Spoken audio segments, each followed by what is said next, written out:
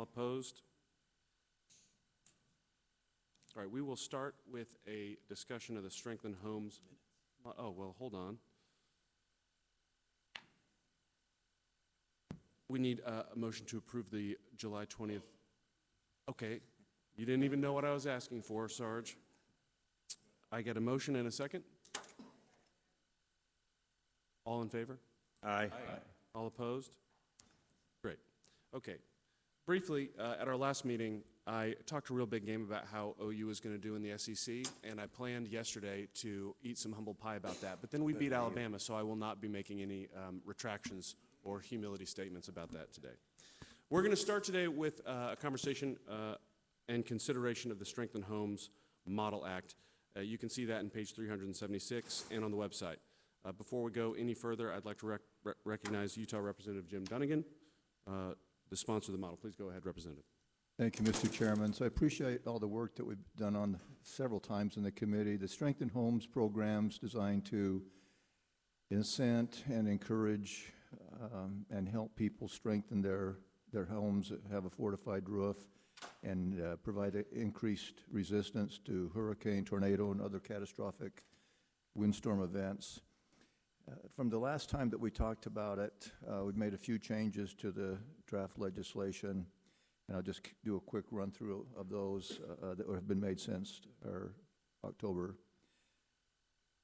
timetable. They've primarily affect Section 3, focusing on the inspector and contractor eligibility requirements, which I think are good additions to the model. We've made a few small changes since the 30-day materials. We deleted what was Section B on page 381, and based on conversations with several folks, those record-keeping requirements really didn't serve enough of a purpose to justify themselves, so they've been removed. And also, what's the new Section 4.3 on the same page, removed reference to commercial standards to clarify that we're dealing with residential homes. And then we've made it clear that only upon request does a homeowner have to provide the clarification documents to the insurer. Many of the insurers said they already have a database that has that information, so if they don't, they can request it. And lastly, on that same page, parenthesis 6, regarding the records being subject to the audit by the commissioner, that struck me as odd, and so that's been jettisoned and not really necessary. The intent of this is to encourage and incent people to strengthen their homes so that they can have better success when these catastrophic wind events occur. And with that, Mr. Chairman, I'm open for any questions. Thank you, Representative. Before we go to questions or comments, I wanted to see Representative Gamble, co-author. Did you want to make any remarks as a co-sponsor? I don't know that this is on. Okay. Matthew Gamble from Georgia. I just would say we passed this legislation last year, last legislative session in our state. And while this is more specific to roofs and ours was a little broader and included just construction in general, this is kind of an opportunity for a win-win-win for not only the owner of the commercial or residential property in our case, but the construction business and then also the insurance business. So this is a great model to look at, and I'm very happy that we've brought it forward today. Thank you, Representative Gamble. We do have some speakers here today that wanted to talk about this model, and I want to remind you to try to keep your comments as close to 2 minutes as possible, and focus on your overall position on the model or your feelings about how OU beat Alabama yesterday. We'll start with Hillary from APCIA, and then Wes from the Big I, and then Paul from NAMIC. Hillary, go ahead. Thank you, Mr. Chairman. Hillary Segura with APCIA. I will keep my comments brief, which may be surprising. Representative Dunnigan, Representative Gamble, appreciate all of the hard work that you have put into this model. APCIA strongly supports this model. Thank you for the changes and clarifications you've made throughout this process. I think the end product is a strong model that will drive participation in these programs in a number of states as they adopt it. So thank you for your hard work, and I'll leave it at we strongly support it. Thank you. Thank you. Good morning. My name is Wes Bissett. I'm Senior Counsel of Government Affairs for the Independent Insurance Agents and Brokers of America. And like Hillary, we strongly support this model. We offer a big thanks to this sponsor and co-sponsor. It was a great initial draft and concept, but we appreciate your willingness to entertain suggestions and proposed revisions along the way, so thank you very much for that. In this hard market, there are not a lot of obvious and clear public policy options for legislators to adopt, but one thing you can do is to try to remove unnecessary costs from the system. And if claims never rise in the first place, that's one way to do that. And encouraging people to mitigate their roofs will hopefully take claims costs out of the system in a way that can provide relief to consumers.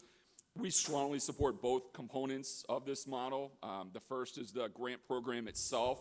The second is the notion that if you have mitigated your roof in a way that meets the fortified standard, there ought to be some insurance benefit from that. This model doesn't prescribe what that benefit is, but does require that some benefit be provided to the consumer as well. So we thank the sponsors, urge a yes vote. I'm going to mention two final things. The first of those is Congress will be looking at tax policy early next year. And the way that state mitigation grants work now, they are taxed at the federal level. We would encourage you to think perhaps in the next Congress of weighing in with the tax writing committees and urge them to make state mitigation grants tax-free. There's been legislation like that in the past. We presume that there will be again next year. And the final thing I'll say, Mr. Chairman, is congratulations on the win, although I did find it shocking that a program like Oklahoma with a storied history would decide it was necessary to storm the field after a game like that. But other than that, congratulations. Thanks again. Thank you, I guess, Wes. Chairman members, Paul Martin, National Association of Mutual Insurance Companies. Mr. Chairman, since you're talking about OU and SEC, I just want to point out that my alma mater, Vanderbilt, beat both Alabama and Auburn, making Vanderbilt the 2024 football champions for the entire state of Alabama. This will be the only time I ever get to say this in my life, so I'm going to say it today. Thank you so much. I don't think I'm making news here, and Representative Paul and Dr. Vollerson have heard me say this before in Texas. Simply raising rates is not going to get us out of the situation we're in the insurance market right now. We have to stop the losses. We have to stop the losses, and it's legislation like this, with Representative Dunnigan's thanks, that we're able to create what is a culture of preparedness. I talked about that earlier. This is not just a professional interest of mine. This is a personal interest of mine as well. I would point out that a lot of insurance companies are already offering discounts for many of these things. My own insurance company offers me a 10% discount on an entire premium because I have hail-resistant roofing. My agent tells me that 90% of his book in Austin does not avail themselves of this 10% discount. So anything we can do to encourage policyholders to take advantage of the discounts, which stop the losses, is important. I know there's some questions about the proof of having the IBHS or other certificate for proof of insurance purposes. I just want to point out, even Paul Martin has been able to keep up with his IBHS certificate all these years, including the renewal that I just got. And I called IBHS and I said, if I lose this certificate, will you send me another one? And they said, of course, it's not a problem. And so this morning I was going to bring the certificate down. My wife, who's a CPA who manages our house finances, she says, do not lose that certificate. I said, don't worry, sweetie. IBHS has already told me they'll send us another one if I do. So to all of you who've worked on this, thank you so much. We think this is a great step in the right direction. Thank you so much. No other comments from the panel. I have a comment, actually, if I'm part of this. Oh, sure. thing. Please go ahead. Hello, I'm Joel Loucher from United Policyholders, a nonprofit that helps people with an array of insurance issues. And I'm going to get on both bandwagons. First, the football one. My alma mater, UC Santa Cruz, has never lost a football game to any of those colleges mentioned and may never, ever do so, likely. So you can check out why. The other thing is I do want to support this legislation as well on behalf of all the consumers that we work with and are having affordability issues, both of insurance, but also in getting some of these mitigations accomplished. So they would benefit very much from grant programs. And these mandates not only recognize the benefits of reducing risk, but they help create stir the implementation of these mitigations by other consumers. And I'll use this worn-out phrase, what gets rewarded gets repeated. So to have insurance discounts for people who do this, given the soaring cost of insurance, it's a very critical thing to be able to afford it and to get some reduction, even 10%. That's a pretty good discount, actually, for the coverage. And I will say, some say some of these mitigations are not perfect, but even slowing a wildfire can allow the firefighting resources, the opportunity to save many homes. So we always say to consumers, any work you do to help mitigate your risk is doing a favor for your neighbor as well. And so I appreciate any legislation, United Policyholders appreciates any legislation that helps move this cause forward. So thank you. Thank you, sir. Similarly, I've never lost a foot race to Usain Bolt, and I'm proud of that fact. I appreciate all the comments from the panelists. I would like to open this up now to legislators if anyone has a comment. Question? Representative Lehman? Thank you, Mr. Chair. For those states that have done this, I guess my question is just to educate myself, is on starting the fund. Is that used through, are those appropriations in the budget? Is that used by carrier assessments? Is it used, how do you create the fund and what monies go into that fund? So thank you for the questions. So some states have done it differently. There's one state that had a direct appropriation. The legislation directs the insurance commissioner to apply for grants and other money. I think the comment about trying to get the federal government involved, it seems like they should be well aware of some of this catastrophic events. But it's not limited. There's no taxing authority. It directs the commissioner to seek grants, and they can use other monies as they can get from their legislature. Thank you, Jim. President Pollock. Thank you for the question there, Representative Lehman. I sponsored the fortified roof in Kentucky. We're using unrestricted funds that the Commissioner of Insurance, Sharon Clark, is overseeing. Those restricted funds are made up through fees and fines that our insurance companies pay back. And obviously that pot of unrestricted funds has now generated quite a bit. So we felt that was a perfect way of using those fees, those fines to offset the cost in this particular bill. We specifically added $5 million, and those appropriations are used for contractors to be licensed to put a fortified roof on, and then also offset the extra cost on a fortified roof through an application process throughout the state. So it's starting here in 2025, but I will say this, I've heard from an insurance industry already getting statistics back from the different hurricanes and things that are going on, that is obviously the fortified roof process is saving claim dollars, and it's definitely worth the discount that the insurance companies are providing. So just what's going on in my state. Thank you, Representative. I've got Representative Carter in the queue and Representative Tedford. Okay, thank you very much. What are the requirements for this grant program? I'll start. Well, it's going to vary from state to state. Generally, you would apply for, depending on how you set this up, you would apply for a grant, and then you would have to have in the model bill, it requires some specific requirements of the contractors so that they do the right job and do it in a way that's compliant with the IBHS standard. I will tell you, it is something of a laboratory. Alabama is the pioneer here. Louisiana has picked it up, and they have been, I'm not necessarily competing, but they have been sharing information on what works and what doesn't. One of the pain points has been, from my understanding is from Louisiana, is when do you open up the grant process? Because they were opening up at midnight, which sounds great unless you are someone who's, for whatever medical reason, you're not awake at midnight. And so some of the feedback is that they have changed the time to do that, to make it more convenient for people who may not be awake at 12:01 a.m. I appreciate the question, and along the lines of what Representative Lehman asked, the funding has varied from state to state. In Louisiana, when they first brought this online, they had some funds, some excess funds from premium taxes. Because the take-up rate and the interest was so strong that they've actually moved and now they make this a part of general revenue. Follow up, please, quick one.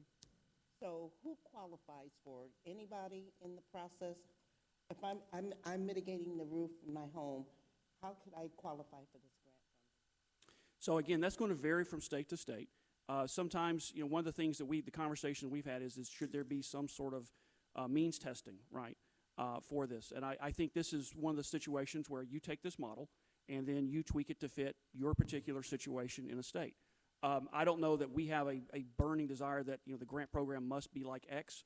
What I have told commissioners and legislators across the country is you need to be on the phone with your colleagues in other states who are doing this, find out what works, find out what doesn't work, and then tweak it to your situation. Just to mention a couple things. One, so a couple of clarifications that have been made to this. One, it's got to be a owner-occupied, single-family primary residence, so it can't be a second home, vacation property, commercial property. The other thing I would note is one of the additional changes that have been made is that priority, so a lot of the rules will be established by the regulators who set up and stand up the programs, but there is to be priority given to lower income applicants as well. So that is recognized in the statutory text.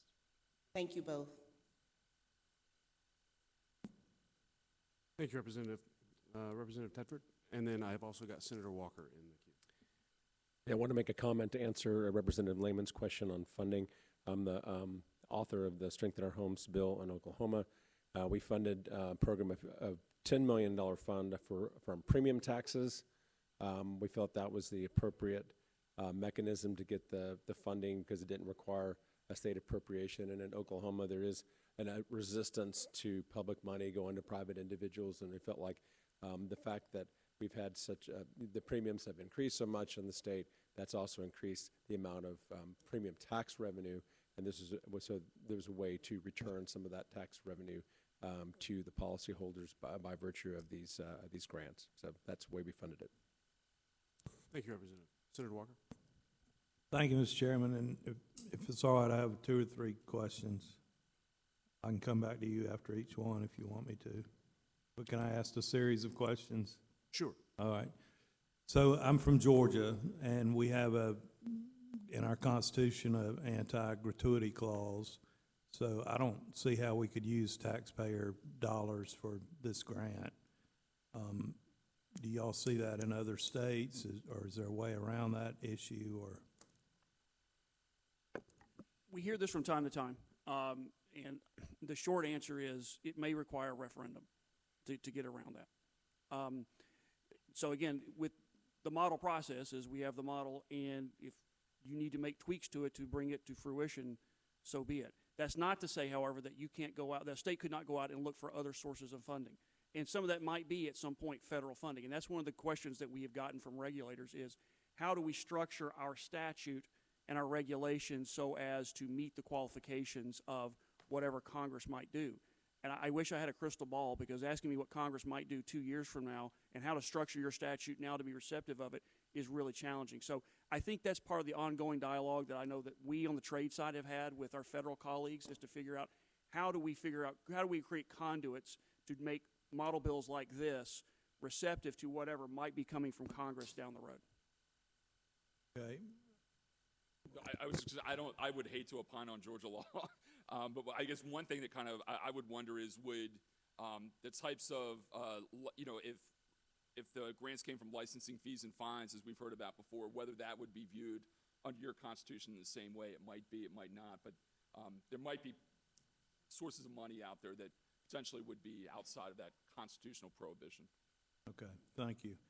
Getting back to the fortified roofs, so I'm a property and casualty agent, and we've, I think, bought all of my clients a new roof over the last few years, so they ought to be in great shape for a little while. But the cost of roofs seems like to me since about 2020 have gone up 40 to 50% just for a standard roof. What is the price differential for a fortified or hail-resistant, wind-resistant roof? You all know, percentage-wise, or? So I can tell you that from on a new construction, so I don't know if this is going to be congruent, but for new construction, the delta between building a house with everything versus building a house to IBHS standard is about 2 to 3% more. Now, on the roof per se, the last time we did the analysis in our family in Texas was that the recapture time of the delta that costs just for the roof is about 7 to 9 years.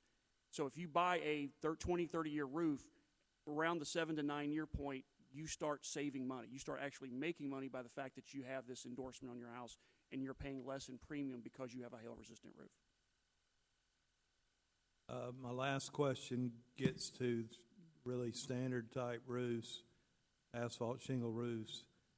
The manufacturers will sell you what they call a 30-year roof or a 40-year roof. In Georgia, with our climate, we don't see roofs last more than, I mean, if you get 20 years out of a 40-year roof, you're fortunate.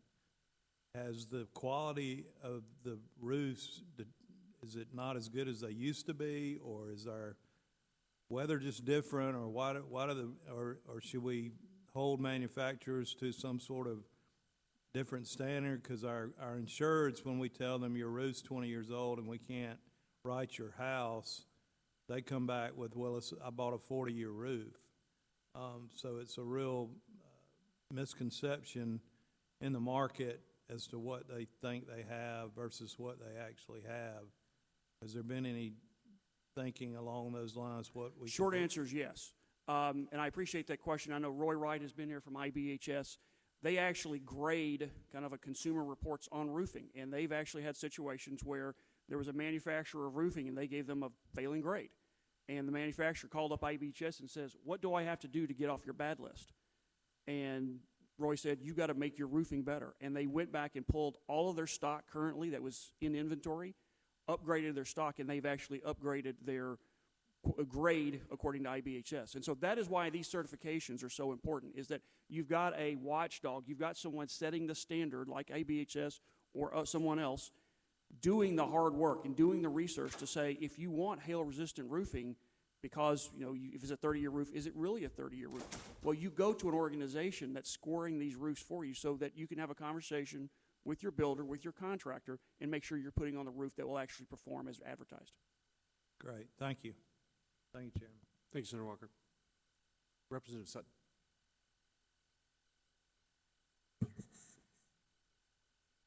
Thank you, Mr. Chair. It's probably wise not to put a microphone too close to me. Now, this question is actually for the people for the legislators who have implemented this similar legislation. As much as I love the idea of applying for a grant that will get me a reduction to my insurance rates, I heard one number of 5 million, I heard another of 10. How many people were turned away from that, and how fast did that money disappear? Jump ball. Representative Dunning, would you like to answer that? Could you repeat the last part of that question? Sure. How many people were turned away from this program because the money had already been entirely dispersed, and how fast did that happen? So I think that's a good question. It kind of goes back to Representative Lehman's question as far as the funding. So the bill provides for the insurance commissioner to seek grant funding and other means. It also has a drafting note in there pointing out that other states, has been described, have done a variety of ways to get money in the pot. This is brand new, so there's nothing that's been created on that. That's a good question for maybe some of the states that have done this to see how long it has lasted. Thank you, Representative. Asked and answered? Not really. There were a couple of states that had implemented something similar, though, correct? Didn't I hear that? Didn't I hear people saying that? Representative Tedford? I'll answer for Oklahoma. Oklahoma has just started the program. The grants won't even be issued to January, so I couldn't, I don't know how quick the money will, how fast it will be used up. Okay, so it hasn't actually gone into effect yet? Correct. Okay, very good. All right. Same with that? Okay. Very good. I'll ask you next year, by golly. Chairman, I'm happy to take a shot at that if you'd like, just from what we've seen. Sure. The answer is it can go very quickly. It's a function of two things, and real simple math, how much money's in the pot and what restrictions do you have on who's eligible, right? So the more money you put in and the more restrictions you put in, like means testing or some other restriction to make sure that you're not giving someone who's got a $2 million home $10,000 to subsidize their roof replacement. That's great, but then you could be using those funds to help people who are really struggling. And that's one of some of the feedback we've gotten from some of these states is if the roof costs $12,000 and the grant is 10, and I'm a low income person, the roof might as well cost $50,000 because I can't come up with $2,000. So I think that's something that you take this model as legislators and you figure out what works for your constituency, what makes sense in terms of funding, and what makes sense in terms of qualifications and restrictions you place on the process. Very good. That I would qualify as asked and answered, absolutely. My overall take on that, though, is I think from the first sentence, it can go very quickly, and that immediately looks to me in practice for state legislation starts looking a whole lot like picking and choosing and deciding who gets this money, and it's public money, and who does not. So I have some concerns in that regard, but thank you. Thank you for your comments. Representative Gamble, did you want to say anything? Yeah, I would just add, I know that we're insurance focused today, and I think that this is a little bit bigger than just the insurance component of it, because when we were thinking about it in Georgia, we were thinking about it from the standard that a lot of people don't even know that this fortified construction exists. And so we wanted to create an incentive for them to, know about it, and we didn't appropriate funds to help provide grants through our Department of Insurance. Really, the discount is solely left up to the discretion of the insurers in our state. But I know that what we're talking about today is focused more on roofs, but fortified is definitely bigger than just roofs, and it's not material specific. It can be concrete, it could be wood, it can be accomplished through a myriad of construction methods. But the general thought is it's great if people choose to go this route, and we want more people to do it. We want better built structures. Thank you, Representative. Anyone else on the committee want to have any comments? All right. Well, if there are no further questions or comments, I'll entertain a motion to adopt the amendments that Representative Dunnigan described. And then a second? Second. And then a voice vote. All in favor? Aye. All opposed? I think that the ayes have it. Next, congratulations. Do I use the gavel? Then we've got I'm sorry, gang. It's Sunday. It's been a long day. OU beat Alabama yesterday. Now we need to have a motion to adopt the model. A second. Second. And a voice vote. All in favor of adopting the model? Aye. All opposed? I think the ayes have it. I am, as a member of a super minority, I know exactly what that sounds like. In this case, the ayes have it. Thank you, everyone, for participating in this discussion. It's been a long road, and as a member of a legislature that adopted this, it was a great opportunity for bipartisan action to help folks. And however you decide to design it in your states, I know that it will be a benefit to our constituents. So thank you, everyone. Next on the agenda is potential consideration of the INCOIL Online Marketplace Guarantees Model Act. If you haven't heard anything about that, that is on you. You can find this model on page 383 and on the website and app. Before we go any further, I'd like to turn things over to the sponsor of the model, Ohio Representative Brian Lampton. Representative? Thank you, Mr. Chair. Glad to be working with everyone on this model. We've been discussing it since the spring meeting. We've had several meetings, interested party meetings with staff. We've heard several concerns that have been raised about the model. I've been asked and been glad to accept amendments or language changes, though I haven't seen anything specific in terms of changing or removing this language. The objections are multiple, and continue to want to work with folks to address those concerns. So I'm looking forward to our discussion in committee today to find out if perhaps some specific information could be shared. Thank you, Chair. Thank you, Representative. There has obviously been a lot of conversation about this model, and I want to make sure that everyone gets a word in, has their questions answered today, and in full transparency, at the conclusion of the conversation, we'll determine whether or not we're going to move forward with a vote today or whether we're going to give it more time for discussion, and I think all parties at the table understand that at this time. So I want to open this up to interested parties, of which there are many. So we will first hear from Hillary from APCIA. Please go ahead. Thank you, Mr. Chairman. Hillary Segura, APCIA. APCIA does have concerns with the model as currently drafted. I'll start off with the fact that the definition of the online marketplace guarantee is so broad that it creates an unlevel playing field. How the guarantee is defined, it currently falls within the definition of insurance.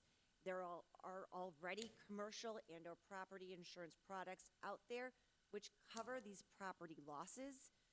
And this model would allow nearly identical products to be offered in a much different regulatory structure. We have been looking for a way to kind of thread the needle to separate and clearly distinguish a guarantee from the insurance product. So far, we have not been able to find that silver bullet, that solution to figure out how to accomplish that. What I would say is if an in-coil model appears to overlap with existing regulatory framework, that could result in objections from state insurance regulators during efforts to get a model enacted in the states. And one of the concerns we have is there's a inherent conflict with the definition of travel insurance. If you look at the NAC's travel insurance model, which was a 7-year process to get adopted, it is currently enacted in 37 states. In the travel insurance model, they define travel insurance in Section 3(3) that damages to accommodations or rental vehicles constitute travel insurance.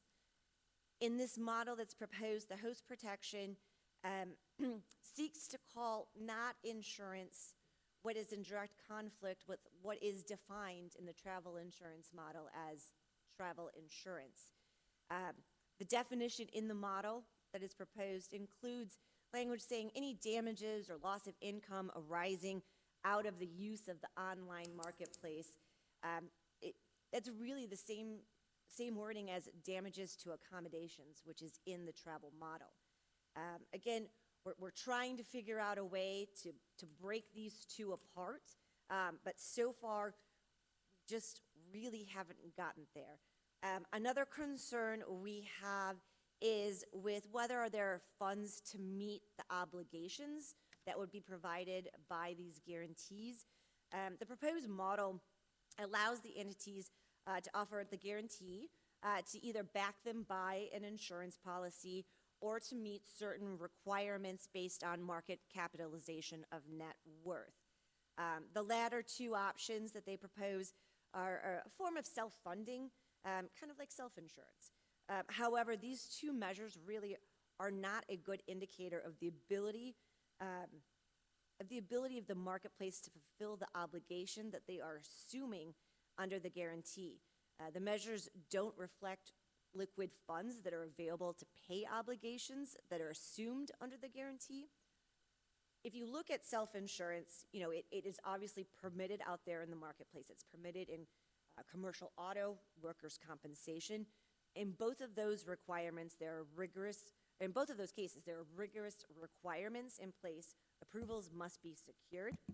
Self-insurance exists in personal auto as well. Requirements vary by state to state, but they usually involve posting a cash deposit or a bond equal or greater than the financial responsibility limits. So our concern here isn't so much with the self-funding option, but rather with the measure to ensure that there's going to be funds to meet the obligations that are being promised. So that is another area that we think needs to be narrowed and clarified. We are happy to continue our discussions with the representatives of the platforms to address these concerns, with the goal of making sure that we have a strong model that comes out of this that provides clarity for everyone involved in the process, and that we're not creating due regulatory tracks for the same product. We want to make sure that parties to the guarantee are protected and that state insurance regulations are followed. So I would say at this point, we don't feel the model is ready for a vote today. I had heard that. I had heard that from you. Tony from NAMIC, you are next. Sure. Thank you, Mr. Chairman. My name is Tony Cotto. I serve as Public Policy Counsel for NAMIC on behalf of our nearly 1,500 members. Happy to be here with you today, also to speak in opposition to the Online Marketplace Guarantees Model Act, echoing everything Hillary said. Our members support innovation and technology in insurance markets, and to be clear, that is exactly what we're talking about here, insurance markets. While states have some nuanced differences in specific definitions of insurance, the notion that a transfer of risk, like that contemplated by the proposed model, is not insurance because of the first sentence in Section 4 that simply decrees it not insurance, strains credulity. Most of your state insurance codes lay out entire volumes of regulatory requirements for entities engaged in indemnifying others or paying specified amounts upon determinable contingencies. Again, that's what we're dealing with here. That's what we're contemplating, which is made painfully clear by the drafting note on page 4. If I were still a regulator, you can be certain that even with my extreme free market and limited government proclivities, I would consider this an insurance product within my jurisdiction. If, in fact, the objective of the Act is to protect consumers and promote transparency, fairness, and accountability, which is all in there, then subjecting these business practices to the same scrutiny as existing products currently filed with your departments of insurance and approved all across the country today, that's what Section 1B says, then in situations where the provider chooses to charge separate consideration and avoid premium taxes, as contemplated by Section 4C, is another big problem. And I suspect it's probably not just me that hears minimum threshold in Section 4E and thinks, gee, that looks an awful lot like a deductible.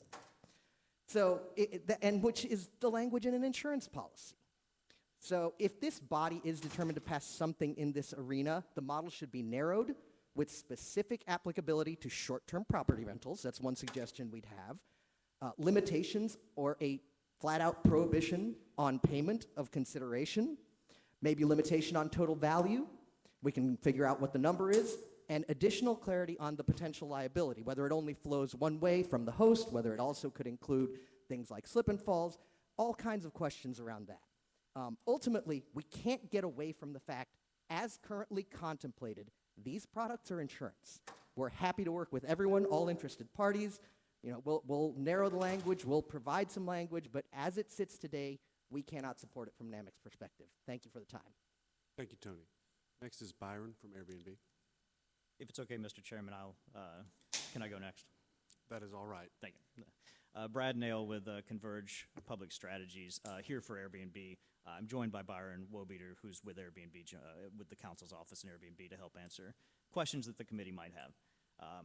I cannot go on without pointing out that Auburn beat Texas A&M yesterday, and we actually won a football game, even though we are now a basketball school. So we've discussed the substance of this in multiple committee meetings, so I'm not going to spend a lot of time other than to just summarize it by saying the model itself deals with transparency, it deals with consumer protection, it deals with registration and enforcement so that the states have a proper framework to be able to understand and to control what might happen with folks who want to do these guarantees. I want to address some of the points that my colleagues made from Tony from NAMIC. The assertion that it is clearly an insurance as it is being operated today is incorrect. There are almost half the states that have statutory guidance that says that this type of guarantee is not an insurance product. If you think of it in terms of for example, a service contract. We've dealt with service contract and service contract models in the legislatures before, setting out the fact that these should be able to be offered and would not be considered, no, do not have to be structured as an insurance product. If you think about a warranty, just because you want to warranty work doesn't mean that you have to structure it as an insurance product. These types of guarantees are consistent with that, and that's why the model that's before you is structured very similarly to the service contract model that I think there's some familiarity with here. NAMIC has expressed all along some concerns, just really philosophical concerns about this. And so we've tried to, I know the sponsors amended to try to narrow this. So one of the concerns, I think, is that are there companies out there who could try to take advantage of this guarantee model being in the statute to essentially offer insurance but get around all the insurance regulations? That is not what Airbnb is doing, and I don't think there's any dispute about that.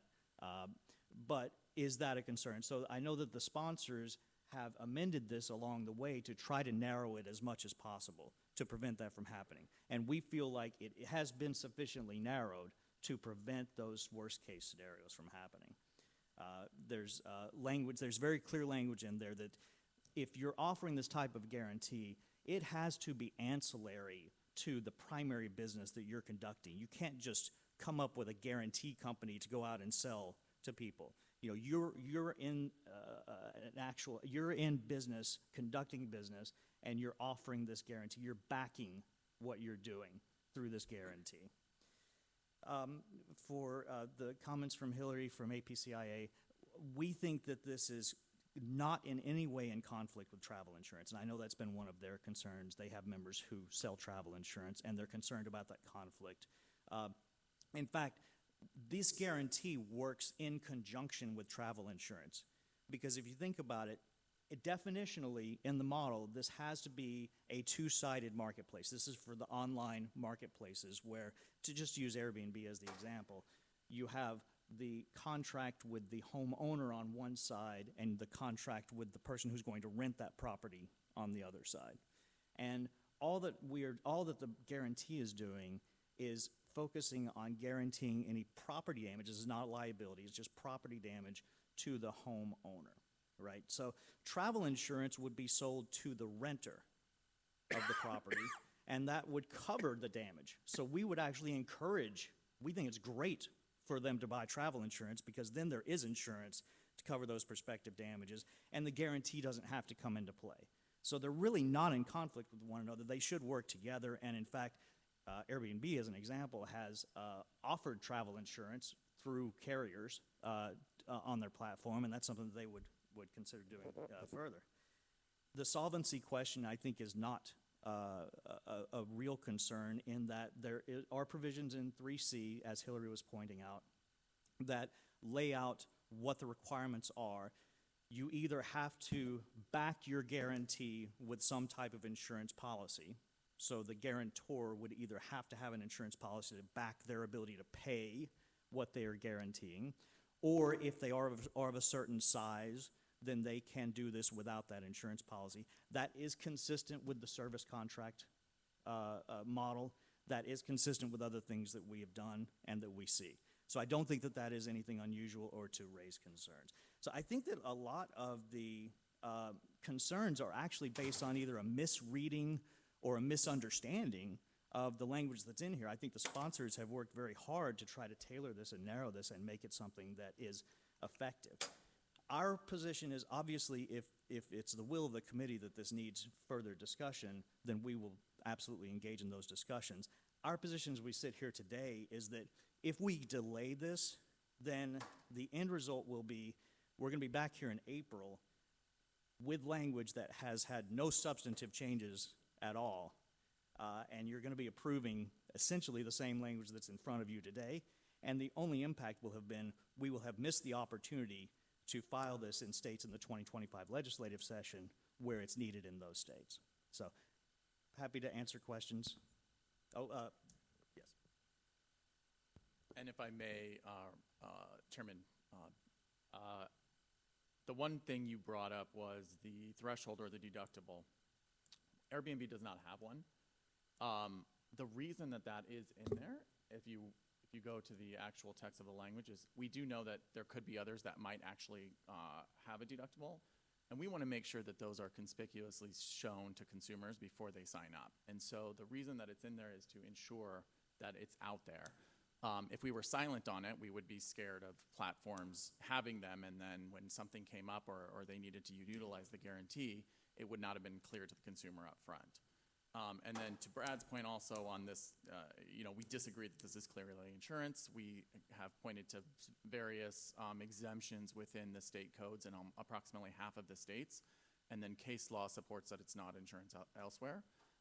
But what this does is actually give a framework for regulatory guidance and consumer protections, even though those exemptions exist and they're pure exemptions. And so we feel that it's important to have this from a consumer protection perspective. Thank you to everyone on the panel for your comments. Is there any other interested parties want to make any comments on this?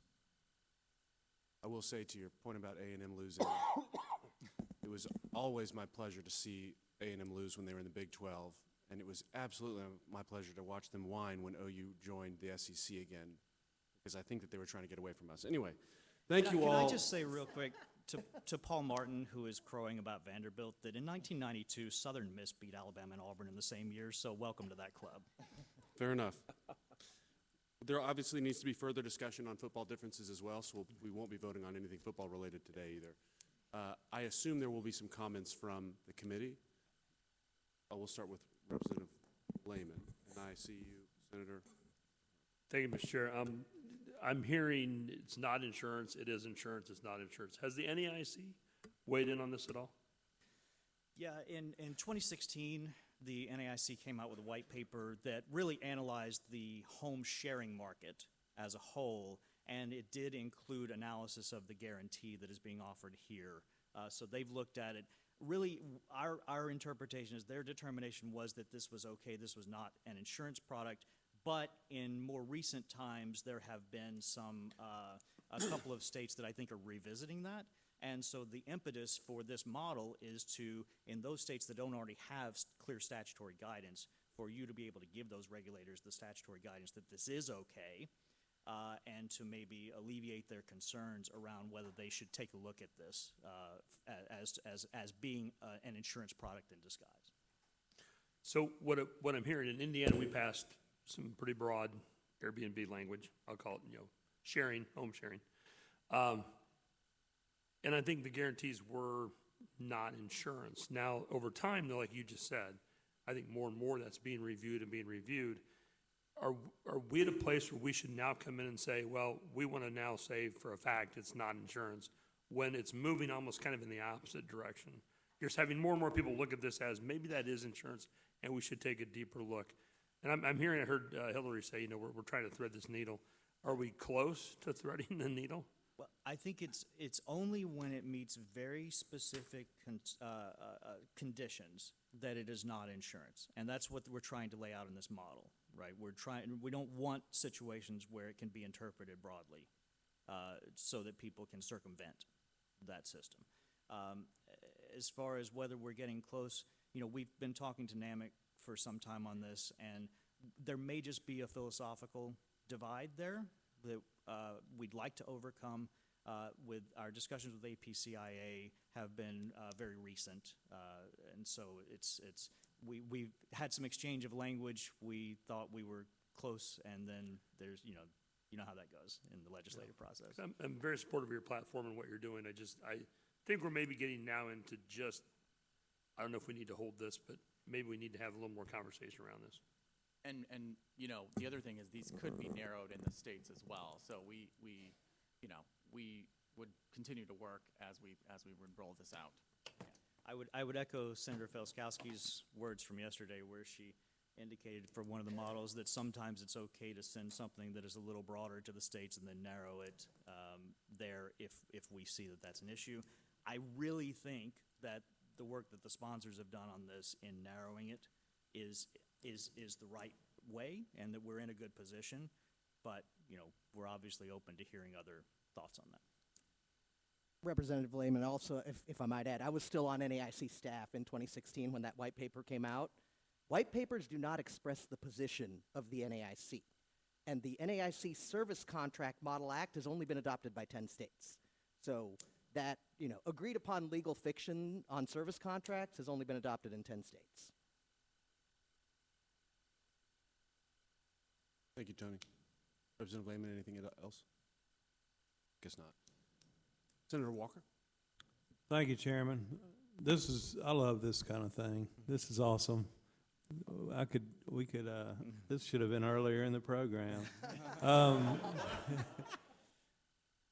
So, for clarification for me, you don't require the damage waiver for your guests to purchase. It's optional, correct?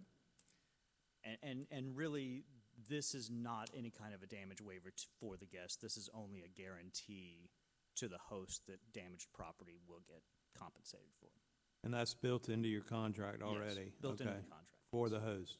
And any coverage for the renter would not come from us. It would come from, for example, a travel insurer. Okay. I hear the eagerness to get this done today, and I hear the opposition, and I think they raised some real valid points. If you were to, and this is a question for the NAMIC and APCA and you guys, if you were to remove the ability to self-insure and you required the online vendor to back this with an insurance product, would that be acceptable to Airbnb, and would that alleviate enough of the concerns of the mutual companies and the Property and Casualty Association or whatever to get it done today? Otherwise, I would be in favor of I'd have to be in favor of further discussion and education on the issue. I would say I don't think that would go far enough. I think I think we do have a disagreement regarding how much the definition has been narrowed. At it is like a duck and it quacks like a duck. It's a duck, and right now it looks like Well, if they back it with insurance, it's insurance. So it seems like to me that's not really fair.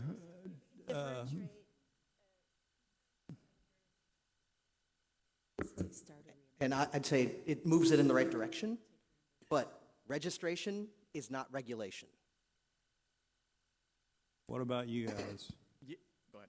Sorry. Yeah, we would be open to it. And in fact, if you look in the service contract realm, there are at least one state where it requires a reimbursement insurance policy for the solvency provision. And we do carry a similar type insurance policy on the back end to back us. And so we're open to that. Today we're not. Yeah, we sort of anticipated that if this model went into the states, that there would be some states that would probably want that, but that it doesn't necessarily have to be a requirement. So it's something we're prepared for. All right, then to the author, would you be acceptable to that type of amendment? Do we have a legal counsel to draft the amendment, or how does that work? Or do we? We will communicate with you, and we'll get on. I apologize. What was your question? So if we took out the part that they could self-insure, like an entity, an online entity could just self-insure the risk, and they had to back it with an insurance policy. Talking about drafting an amendment. Right, yeah. We will be working with everybody. It seems to me at this point that this is not going to get a vote today, and so we will be working between now and the next meeting where a vote does happen. And I'm going to talk about that a little bit more here in a second because there have been discussions about another model that we're discussing today, and we're just going to have a family talk about all of that. But yes, Larry, we'll talk about that and make sure that all interested parties who are already very engaged with each other are continuing to be engaged in this process. Okay, thank you. Senator. So has this model passed in any other states? No, it's not really a model as we sit here today. I kind of have a problem with the process on that one. I would think normally that, you know, a legislator passes this in a state, very thoroughly vetted, governor signs it, and then a legislator brings that model, a very successful model, to NCOIL. I mean, I kind of like that process much, much better. It would get signed off from an insurance commissioner, you know, going through the process. So I think that process would have been much more palatable to a lot of us sitting here in the room, instead of having a national insurance organization sign off on whether or not this is or is not insurance. So this process is a little uncomfortable for me as an insurance agent of 40 years and as a legislator. But in addition to that, I did go out and I Googled on your website, host damage protection. And as I'm reading through it, what's covered, host damage protection covers, and I could just really put property damage in there, and then loss of business income, additional living expense, all part of the insurance product, and then the reimbursement process. I could have put claims process in there. Again, you want to tell me it's not insurance, I'm struggling. Yeah, let me address that. Thank you. A guarantee is structurally different than insurance.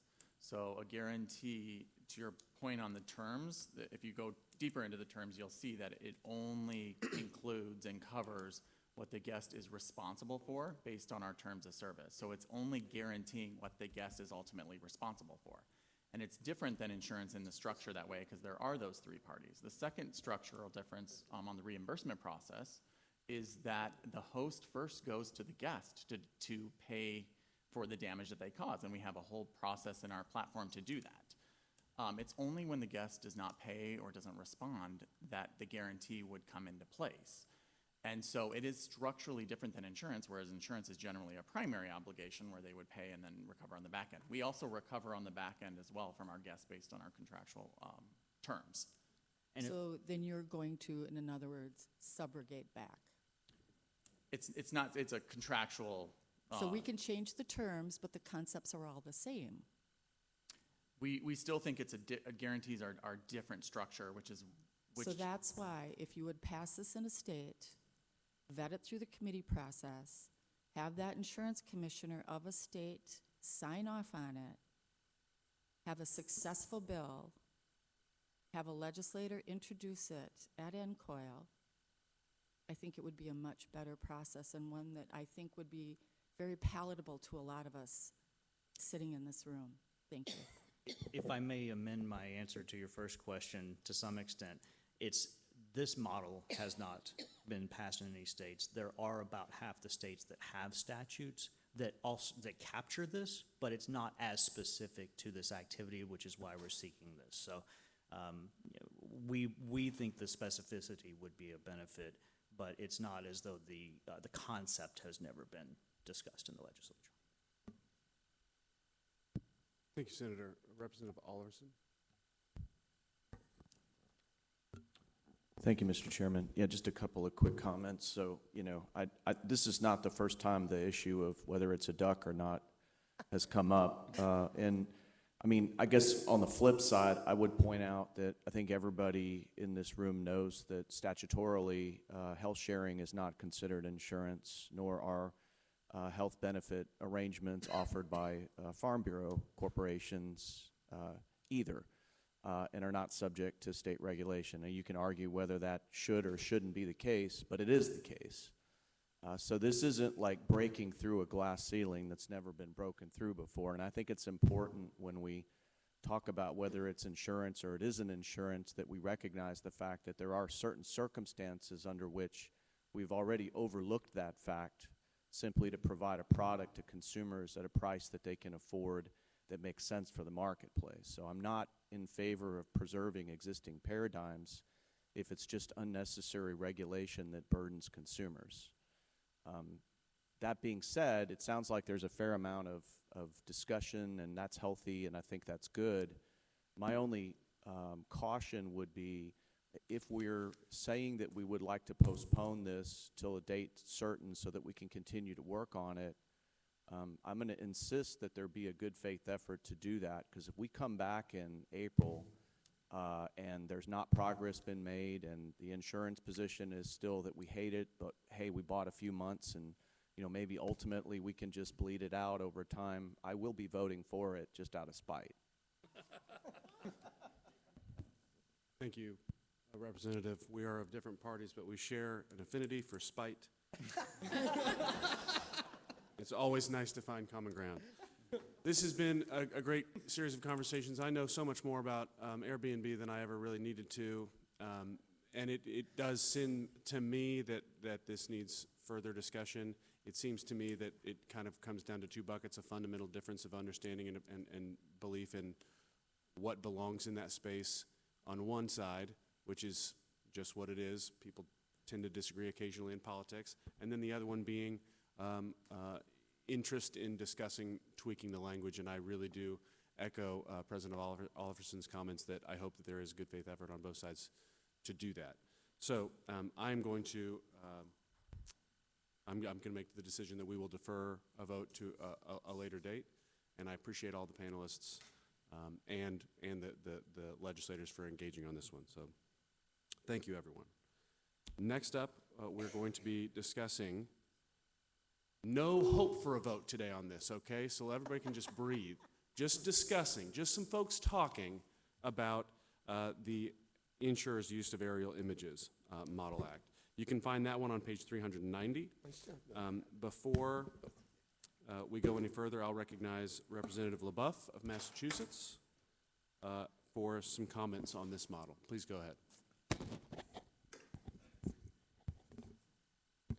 Great, thank you, Mr. Chairman. And as you noted, this was introduced during our interim meeting last month. And what I referenced during that meeting was the genesis of this model was a barrage of constituent calls, but also some very statewide news stories around the use of aerial imagery and their inaccuracies. Essentially, what was occurring was that even when photographs were provided, the consumers were having difficulties remediating and curing the errors. There was identified solar panels that were assumed to be damaged. There was an inaccuracies on what the material of the roof and coverage was defined, and my office had to work very extensively with those in my district to see if there was a clear path to get that resolved, and essentially there wasn't. The point that I want to make and what I made at the interim meeting is that we're not prohibiting the practice. There's nothing in this bill that is looking to prohibit an emerging technology, and there are some vital uses for aerial photography. But again, there needs to be some type of guardrails to protect consumers. And so I'm looking forward to the continued discussion with everyone today. Thank you. Thank you, Representative. We have a few speakers here that want to share their thoughts on this model, and we will start with Joel Lotcher of United Policyholders. Let's go ahead, Joel. Hello, yes, I believe you're going to play my PowerPoint that I submitted. No? Oh, that one. I'm looking at it. Okay, thank you. I'll catch up.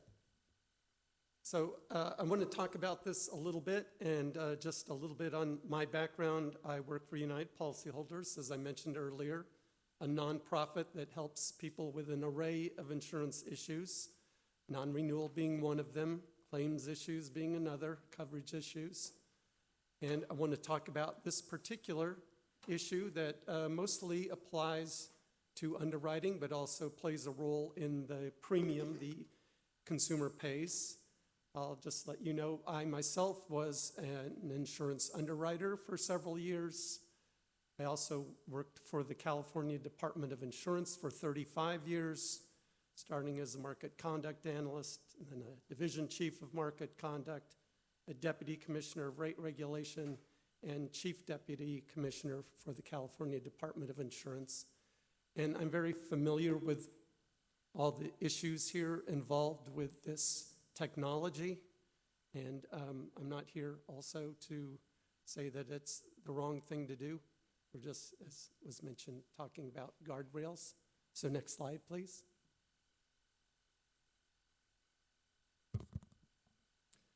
So that's what I just mentioned about United policyholders. Thank you. Next slide. The clicker is, I believe, on your table. Oh, there we go. Thank you. See if I can figure it out. That here? No. The other side is not this. There's only a backwards arrow on this one. Okay, the button. Ah, the green button, yes. The obvious one. Thank you. Okay, that's me. So, insurance today, a lot has changed in those 40-something years that I've been involved.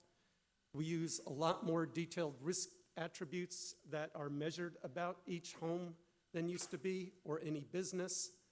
And insurers, because of the use of computers, are able to use that data, more broad data, to come up with different rates for different businesses and homes based on these various attributes that have been added to the equation. And so you get higher differentials between who gets the best rate and who gets the highest rate, or often doesn't qualify for a rate.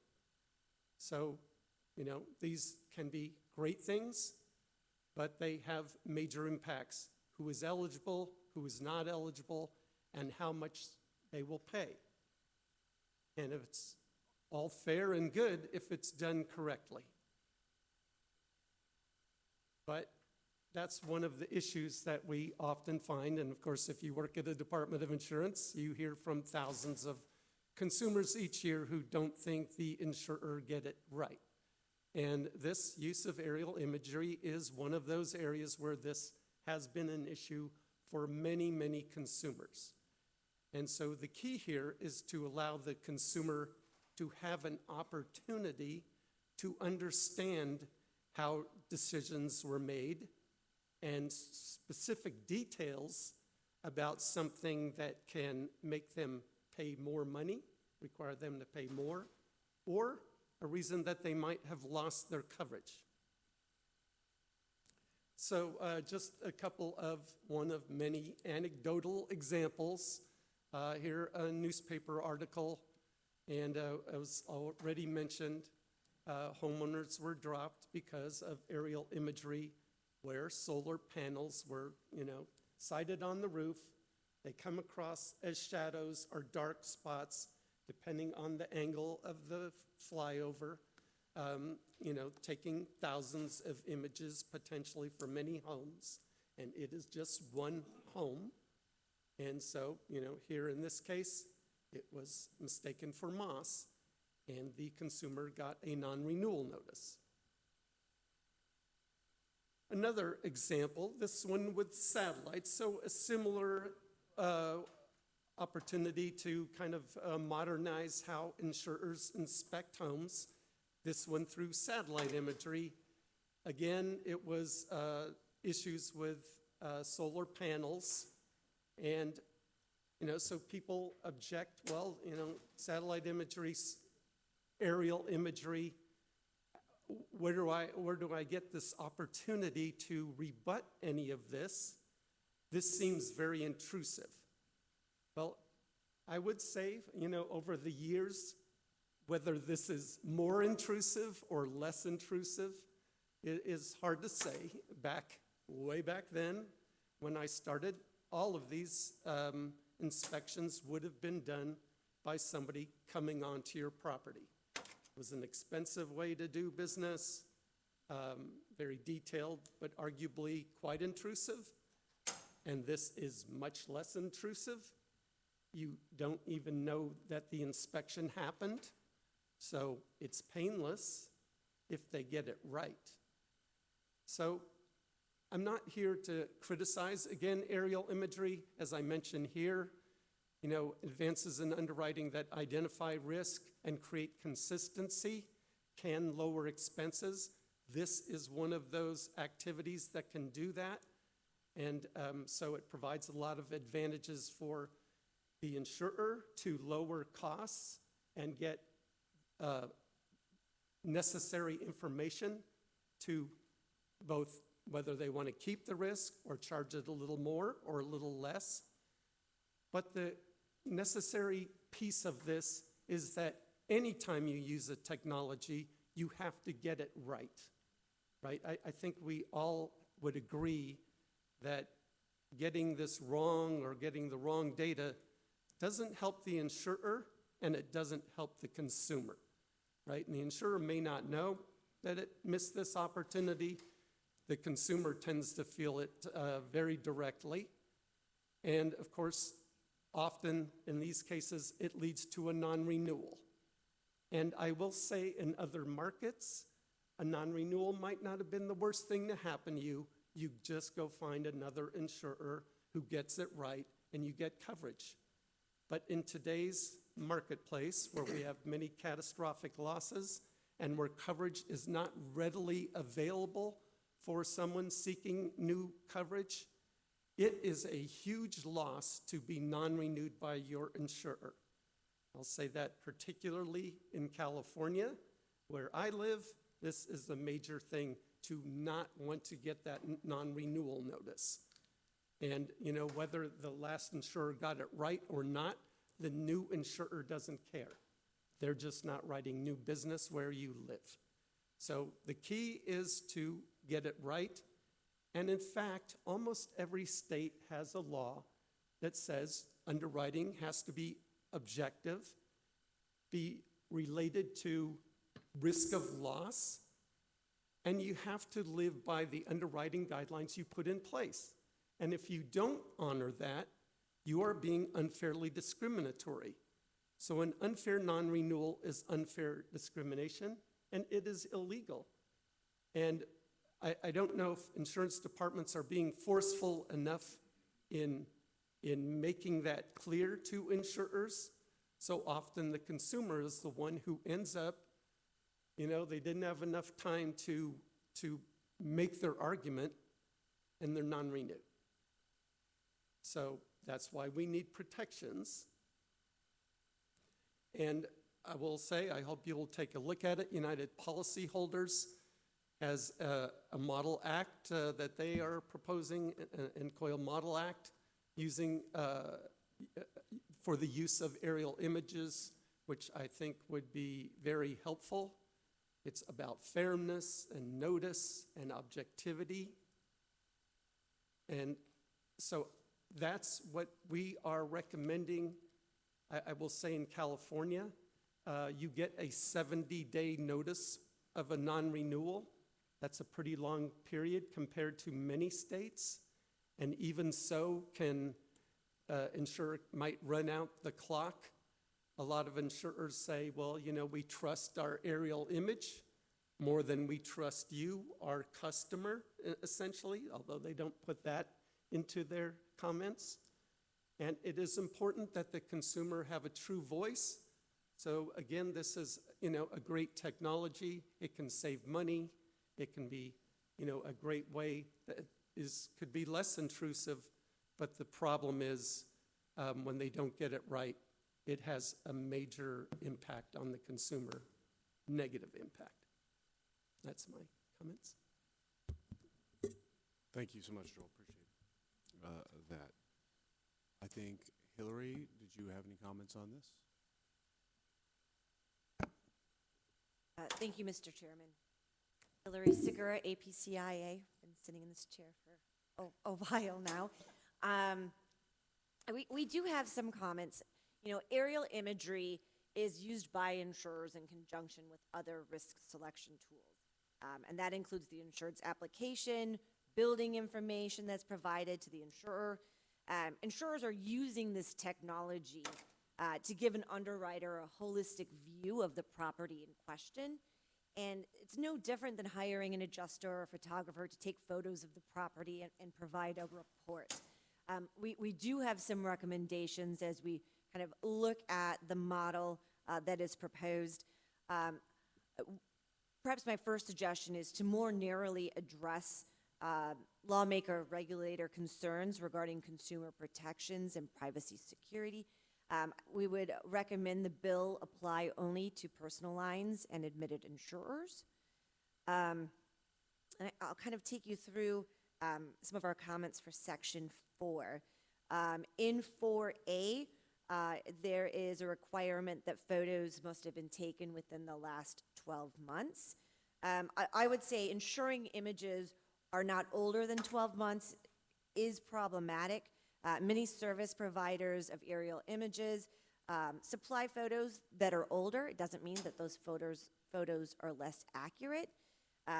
Depending on the area of the country you live, whether you're perhaps in a more isolated area, the time frame of photos may differ. I mean, I hear numbers, a lot of photos. There's aerial imagery where an average is perhaps 221 days, so that's 7 months. So it happens, but in other remote areas, it perhaps is not as, the aerial imagery updates are not as often. But I will say, oftentimes, a single view photo is not used for non-renewal. Insurers look at the condition of the property over a longer period of time to assess the building on a holistic basis. So, many different providers offer this view. They compare views as to what was received on the application or what is understood from past inspections or stated roof replacements. It's really the additional information that is used in the underwriting process. Moving on to Section 4B, regarding the contact and process, establishing a point of contact and process for the owners to use to provide documentation of completion. I would say that carriers' processes and point of contacts should already be established as underwriting evaluations take place, with or without using aerial imagery. And usually the initial contact is the policyholder's agent. I think one of the concerns with some of this wording is it's kind of presupposing that a decision is going to be automatically reversed, which could lead to inefficiency in expectations. And perhaps the wording could have something about, for consideration. In Section C, dealing with the risk scoring system criteria, I would say that disclosing the risk score may be problematic, as many insurers use third parties, and their scoring systems may be protected by IP and other contracts between the insurers and the service providers. Additionally, providing a score without context could confuse issues that have been identified as problematic. If carriers do use some sort of risk score, that varies from carrier to carrier. I would say, depending on what it is that an insurer is looking at, there are different, rating factors, and this depends from insurer to insurer. You could have roof condition ratings. They go on a 5 conditions: an excellent, a good, a fair, a poor, a severe. Just disclosing of some of these risk scores could be overly burdensome and require the disclosure of proprietary information. Moving on to 4D, regarding the time frame for a cure period. I just wanted to comment that we don't believe there should be a separate window of cure period that is different than in current existing state law. Carriers' underwriting processes are set up to comply with the states in which they operate, and they should be allowed to make decisions that comply with existing laws and regulations. And then lastly, in 4E, requiring an insurer to offer a renewal policy to a consumer who submits proof that they've cured the defects or conditions that were identified in subsection A. What I would say is a carrier may not want to remain on a risk that cures some, if not all, of the issues that were identified. They should be allowed to make appropriate business decisions within their own underwriting guidelines. We have been taking a look at some language, and we have some additional changes, and I'm happy to provide that to the sponsor for some consideration as well. Thank you, Hillary. Thank you. Susan? Sure. Thank you. I'm Susan Bowe. I'm the General Counsel of Cape Analytics, and I am here on behalf of Cape. We provide services to the insurance industry regarding the condition and the characteristics of property. The way that we obtain that data is by processing the imagery that we license from various suppliers, and we generate the data using machine learning processes, which is a type of artificial intelligence. As Joel went through, there are a lot of benefits to the use of aerial imagery in insurance, cost, efficiency. It also leads to improved risk segmentation. That is actually a benefit to consumers because they are then the beneficiary of more precise and individualized decision-making by the carrier. Overall, I have a comment on the Model Act, which is similar to Hillary's view, which is that there are a lot of rules and regulations that already cover the issues that are addressed in the Model Act. I think requiring different processes and standards for aerial imagery could result in conflicting and confusing compliance regimes. There are really 3 sections of the Model Act draft that I want to focus on today. One is the requirement that the aerial imagery be automatically given to the consumer. No problem whatsoever in having that imagery available when necessary. I do think making it a requirement leads to higher costs. The image may not have any data in it that relates to the reason for the non-renewal or other action that is taken by the carrier. And finally, the insured may not dispute the findings. That's a relatively minor point, but one that I did want to make today. Secondly, I wanted to address the 12-month recency. CAPE processes imagery that is high 80% of the time within 12 months. That is generally true of any aerial imagery from an urban area. It is the rural areas that will suffer if there is a less than 12-month, or I'm sorry, a less than 12-month age for the image.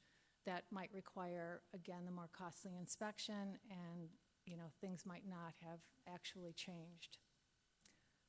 Finally, I would like to address the disclosure of the risk scoring system. CAPE's scoring system and its related models are highly proprietary. They were developed over a number of years with literally millions of dollars. We would certainly not want to have a requirement that those get disclosed to the consumer. Now, I think as important, having a scoring system disclosed, I don't think helps the consumer.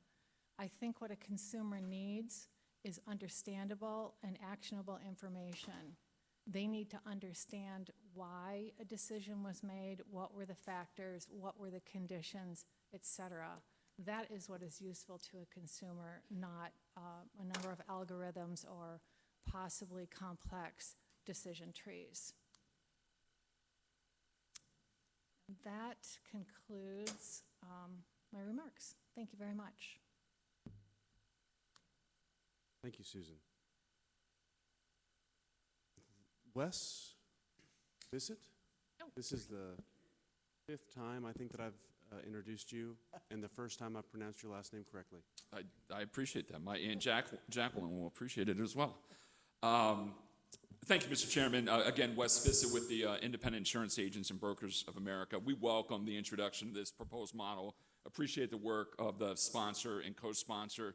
I think it's understood that there are many benefits to the use of aerial image tools. I mean, it's really undisputed. But as the use of aerial images grows, it's inevitable that there are going to be instances where the images are not perfect, and carriers will reach faulty conclusions based on those images. This isn't an imaginary concern. Joel pointed to some articles that are already out there. I hear it from members increasingly. This is not something that, just a rare instance here or there.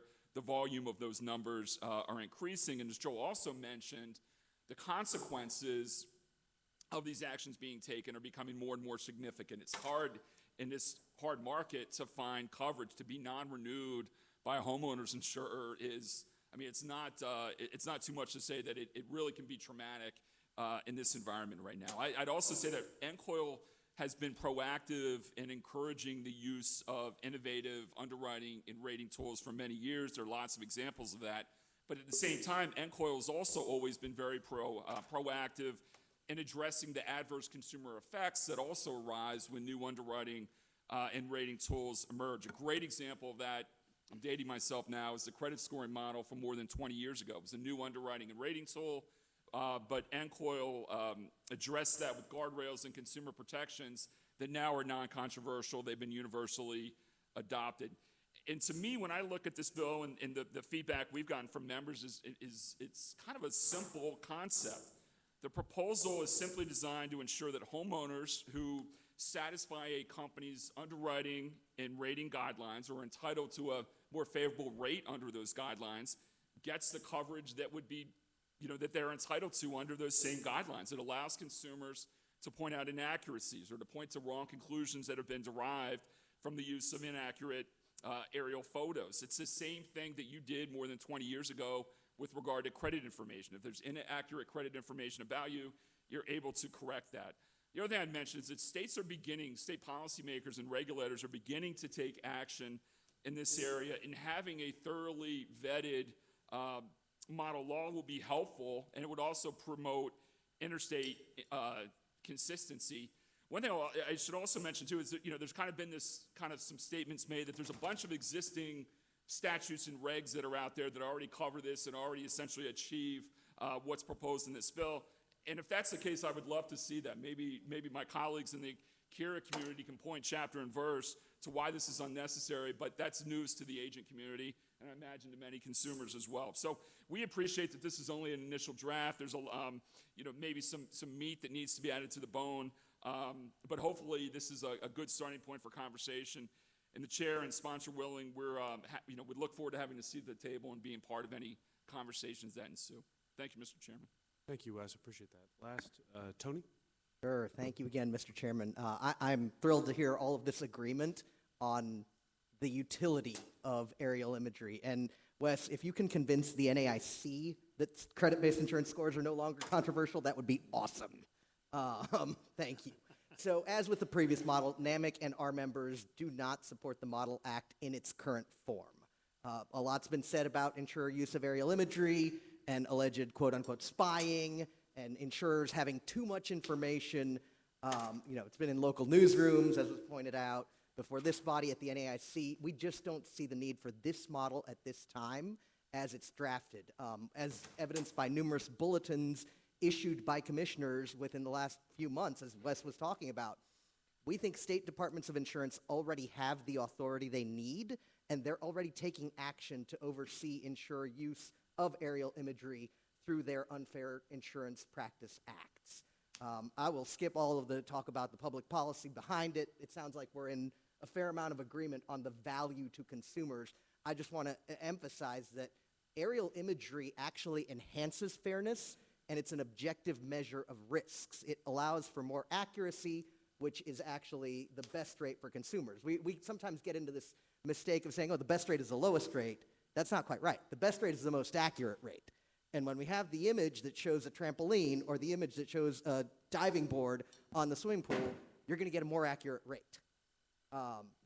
These images help identify less obvious predictors of future losses that can help consumers, like overgrown trees, moss, roof discoloration, streaking, all of these things that are associated oftentimes also with just age of a property.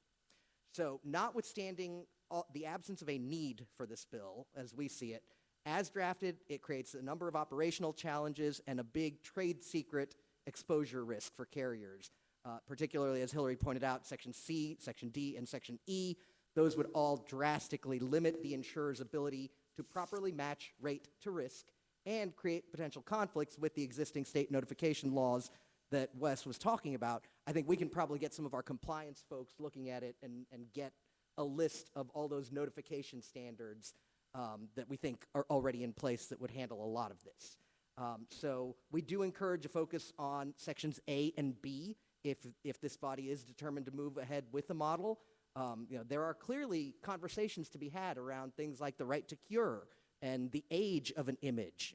We've seen that's kind of where insurance commissioners are focusing their look also.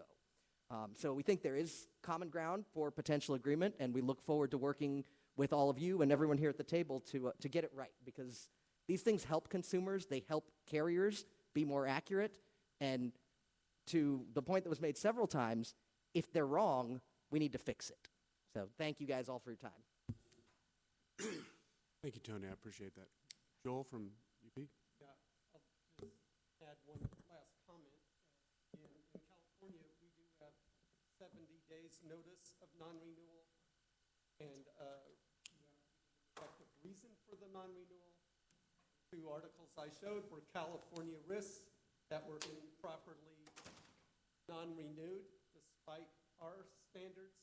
So it's obvious that a more detailed requirements, as in this Model Act, would be very helpful to insurance. We're not asking them to say that any one vendor's your score is 3XY. That would mean nothing to the consumer. It's details that are actionable, accurate, so the consumer has that opportunity.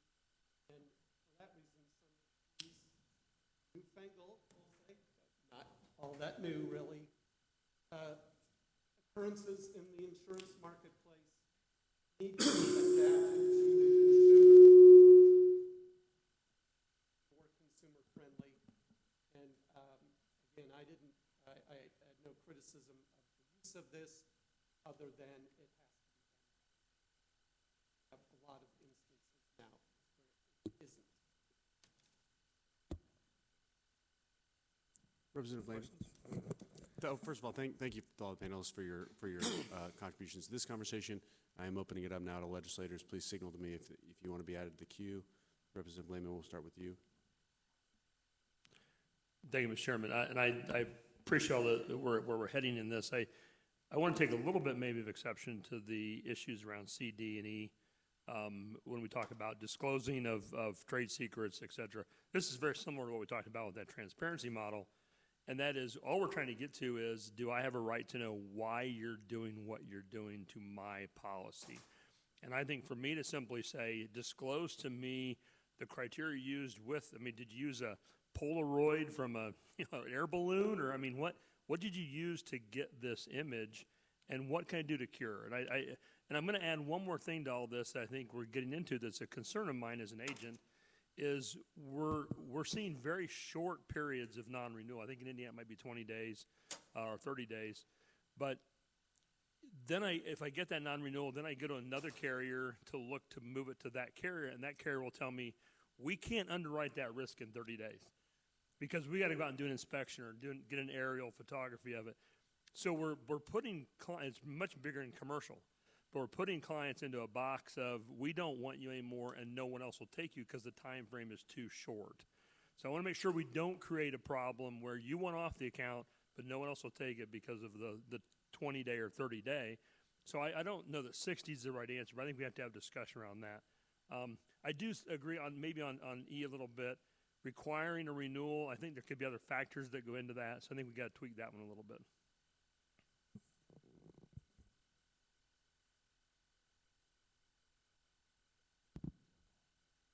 Does anyone want to respond to his comments? Representative Paul. Thank you, Mr. Chairman. I just wanted to make sure to the bill authors, this does include state agencies from doing any of this renewal stuff, as well as companies? Because in Texas, the Texas Department of Insurance is the one looking at the people's homes and kicking them out of their policies.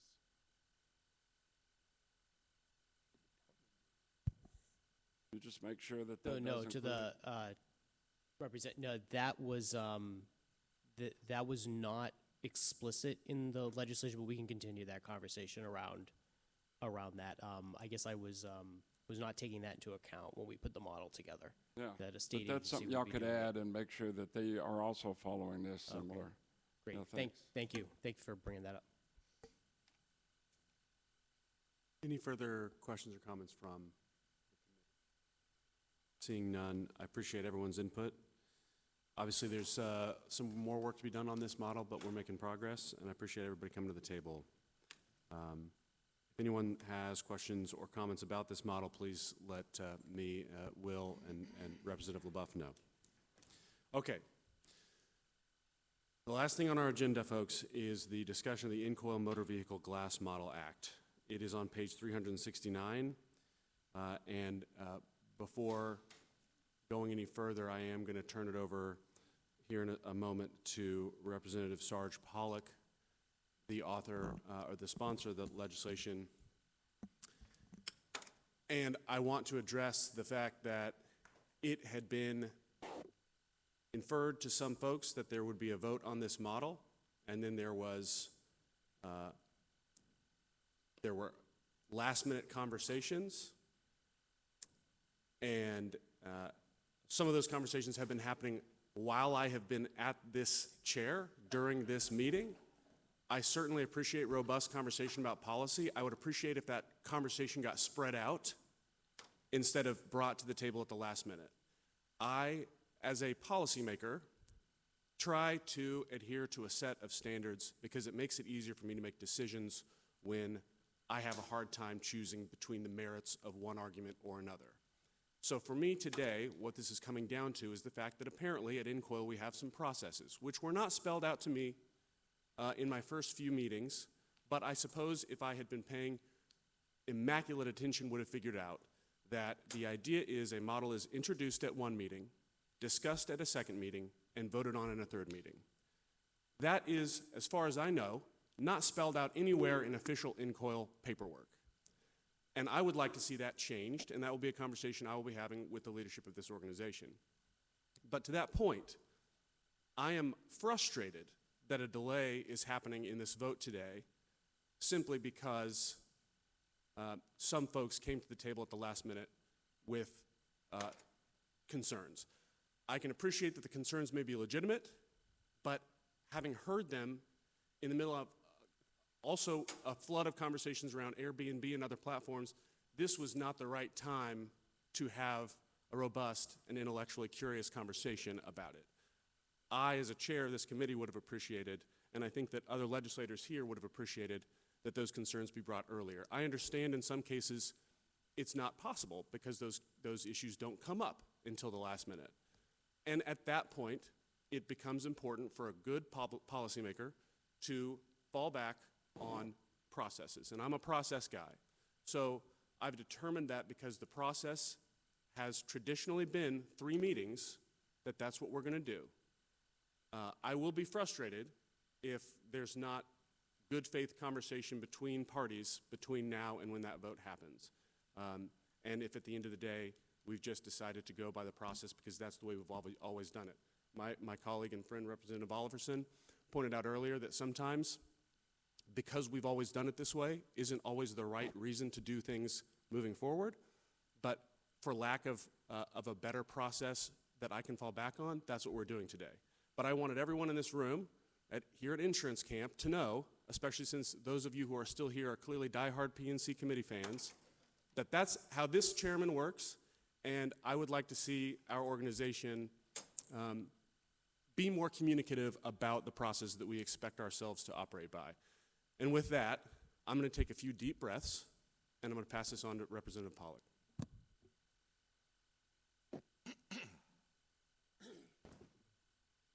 Mr. Chairman, I'm glad you said that, and not I. Appreciate the comments. I'll be brief. Today's model is the one we presented in the last In-Coil meeting. This model is based on a law we recently passed in Kentucky in response to rising concerns about auto glass repair fraud.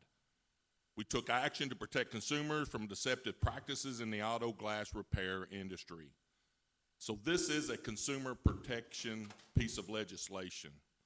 Its language and its core value in this particular model is addressing the assignment of benefit issues that we have in front of us. This model and the one we passed in Kentucky, obviously Kentucky is a no deductible glass. So in Kentucky, it's going to be a little bit different on the service side of things. My point and my stand is each state deals with how they deal with their deductible and how the servicing end of it should appear. Obviously, as you can tell in my voice, nothing has changed, but anyway, that's where we're at.